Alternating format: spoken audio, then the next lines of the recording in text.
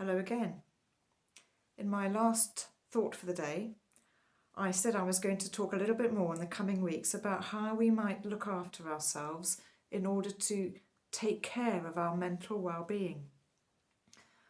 And I asked you to consider honestly how your own well-being is at the moment, and encouraged you that if you're struggling in any way, that you admit that to yourself, to God, and to others, to at least one other trusted person. Just that admitting of our vulnerability can be a really important key step in making that first move towards looking after ourselves well. Today I'm going to move on to what I also mentioned last time, and that's an introduction to the great dream, in which every letter of those two words stands for a word that evidence has shown to be one of 10 keys towards contributing to happier living. So there are 10 letters in the words great dream, and for each letter, each one is one of the keys. These keys are based on research from psychology and related fields, and what they're doing is they're showing that everybody's path to happiness is different, but the evidence shows that if we all pay attention to these 10 keys consistently, that they do have a positive impact on our well-being. And surprise, surprise, although not really, of course, but when you look at them all, they actually measure up to what it says in the Bible, what God says to us about how to care for ourselves. Not surprisingly, God got there before us, but the great dream will help us to remember the 10 keys. So the first 5 keys are all about how we interact with the outside world, and they're the ones that are epitomised by the word great. And the second 5 keys are from the word dream, and each letter from that word stands for one of those 5 keys.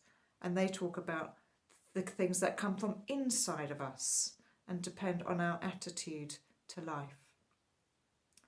So we'll start at the beginning. We'll start with the word great, the 5 keys which talk about how we interact with the outside world. And the first letter, of course, is G. That letter, or that key, stands for giving. So it's saying one of the keys that contributes to our well-being is giving. It's been shown that when we give to others, be that our time or our energy or our ideas or our money, but when we contribute something, it also contributes to our health and happiness. Wow, have you ever thought about that before? And of course, as Christians, we believe in a God who is all about giving. You may be familiar with that verse from John chapter 3. It says, God gave his only Son that we might know life. God gave everything for us. God is characterised by giving. Now, of course, there are a couple of other health warnings here. Of course, some people, if they're not careful, they give so much of themselves that they can risk burning out. And so please hear me say, I'm not talking about that here. We do need to be careful. But some of you will also know and be able to testify about how giving really can contribute to happiness. Some folk from the church at St Giles in Desborough took part in our Christmas blessing last year when we gave away free meals to the community one day just before Christmas. Nothing asked of anybody, simply free gifts. And you know what, in a sense, I remember most about that day? It was just the smiles on everybody's faces. It just felt good just to be giving. There's something about when we just give, it makes us feel good. What about when you give a gift to somebody, a Christmas present or a birthday present, and you see their face light up? I'm sure you'll know that feeling of joy that it can bring. What, of course, we don't want to fall into the trap of doing is to give just because it will feel better. That's not a good motivation for giving.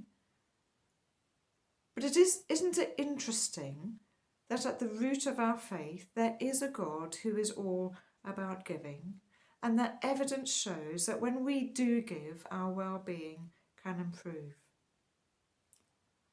I don't know about you, but I'm going to think on a little bit more about how in my own life I might continue to find ways to give to others, not just because it'll make me feel better, primarily because actually that's the model that God gives, but recognising that when I do give, I probably will improve my own mental well-being.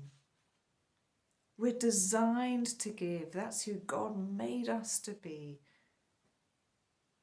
How do you manage to give to others? It can be difficult at this time, I know, when we're not allowed to see people in the same way.